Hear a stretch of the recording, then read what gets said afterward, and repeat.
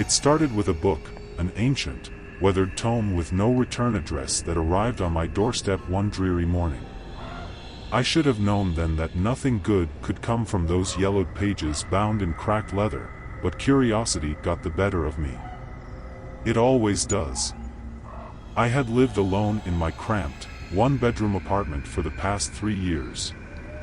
My social life had whittled down to the occasional text from my mother and video chats with my sister who had moved across the country. I was a recluse, not by choice but by disposition. Something about being around others drained me, so I gradually shut myself away, immersing myself in books and documentaries until the outside world became little more than background noise.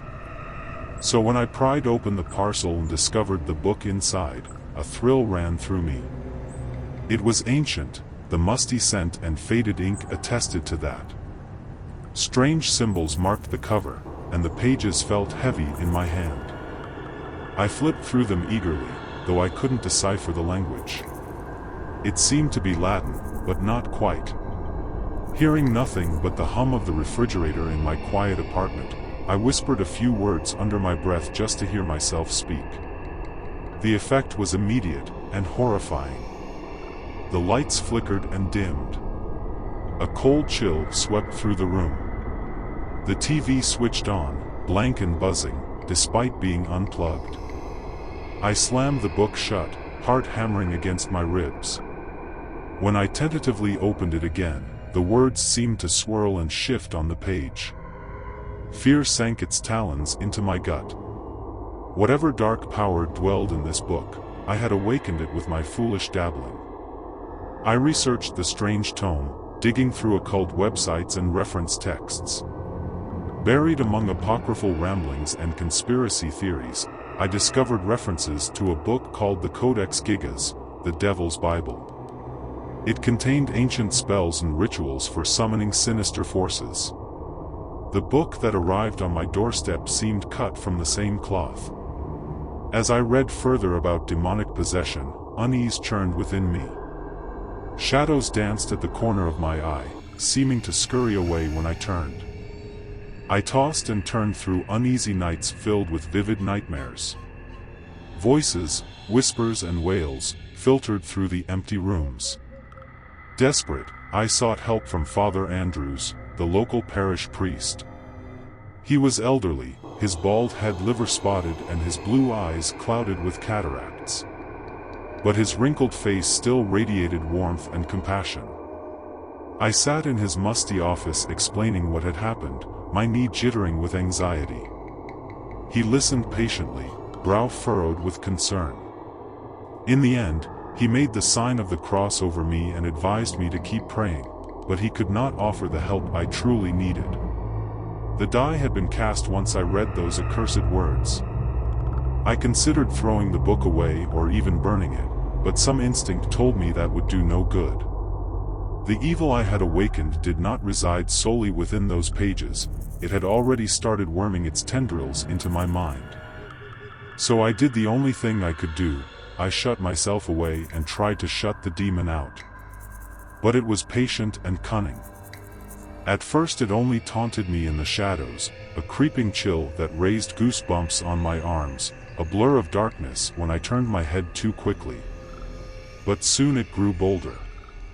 I would experience periods of missing time, hours wiped from memory during which I had apparently carried on normally. But I'd awake covered in scratches and bruises, a rusty flavor coating my tongue. A feeling of a malevolent presence lingered at the edge of my periphery, something ancient and sadistic. I feared what atrocities I was committing while under its control.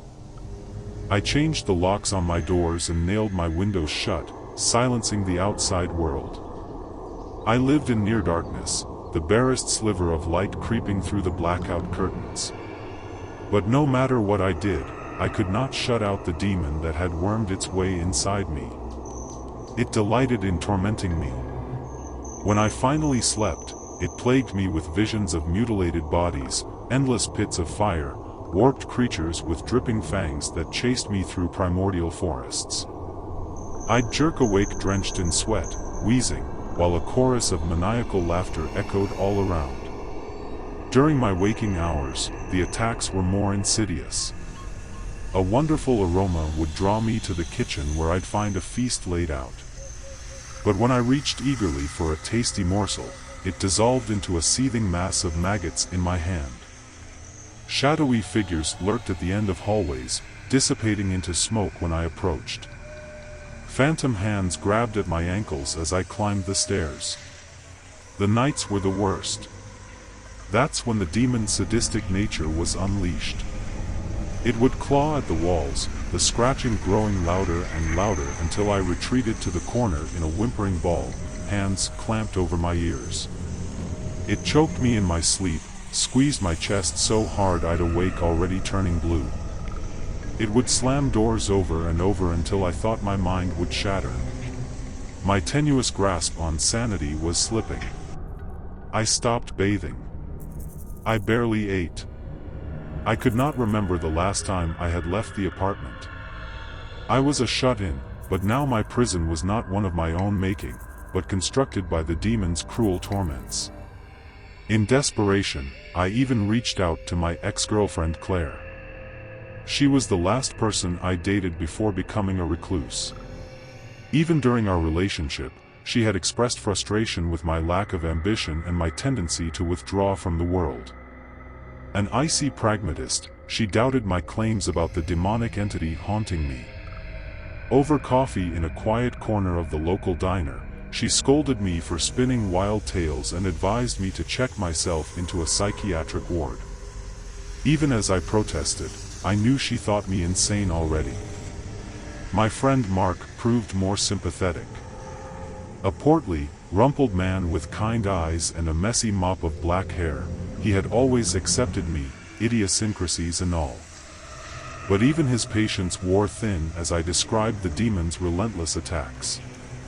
He would visit often, bringing bags of groceries when it seemed I hadn't eaten in days, shaking me out of my dazed trances when I sat staring into nothingness for hours on end. But in the end, even he threw his hands up in frustration. "I want to help you, man," he said, his eyes dark with worry as he lingered in my doorway. Behind him, I could see an inky shadow unfurl like a pair of wings. "But whatever's going on, it's beyond me. You need help, real help." I could not blame him. I knew he spoke the truth. The doctors could medicate me, restrain me, lock me away. But no straitjacket could contain the pure evil that festered inside me. In a moment of desperation, I turned to Father Andrews once again. I sat hunched in the confessional, the words pouring out of me, the fear, the isolation, the losing stretches of time, the twisted visions that felt far too real. Finally, I admitted the truth. This was no mere demon, but a primal evil that had existed before time itself. It was older than the ages, and it had staked its claim on my soul. Father Andrews listened, his eyes closed, his wrinkled face creased in an expression of sorrow. "This entity you describe is beyond my powers," he said softly, making the sign of the cross over me. "I can only give you this advice: flee from evil, hold fast to good. Your soul still knows the light, even if you cannot see it now. Trust in your Lord, and deliver yourself from this darkness." I wanted to believe his platitudes, desperately I did. But upon leaving the church, the festering rancor in my mind grew deafening.